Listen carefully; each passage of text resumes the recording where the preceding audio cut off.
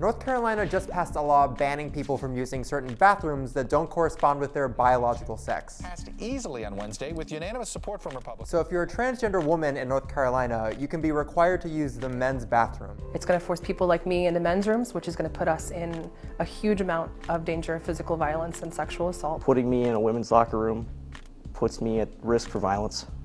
It makes me very vulnerable. Proponents of these laws claim they're needed to stop sexual predators from dressing up as women and sneaking into women's restrooms by pretending to be transgender. Seriously. Any man at any time could enter a woman's bathroom simply by claiming to be a woman that day. Registered sex offenders could follow women or young girls into the bathroom. We're concerned about the safety of the women. We're concerned about the safety of the young girls. As ridiculous as it is, that talking point has dominated news coverage of the fight for transgender equality.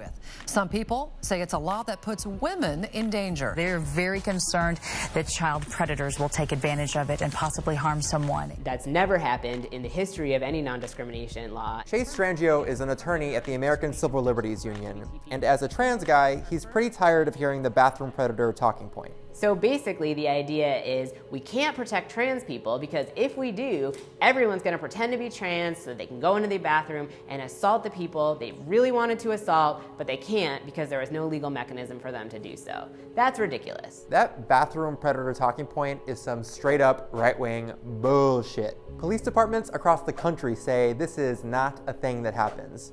Criminals don't pretend to be transgender to sneak into bathrooms. It may sound good, and it certainly does excite a whole lot of folk. But the truth of the matter is that banning transgenders or gay men does not protect women and children from sexual assault. 17 states and 200 cities across the country let trans people use the bathroom that matches their gender identity. None of them have ever reported an incident where someone pretended to be transgender to sneak into a bathroom. In all your years of counseling people, have you ever counseled a child who was attacked by a man in a dress? Never. Thank you.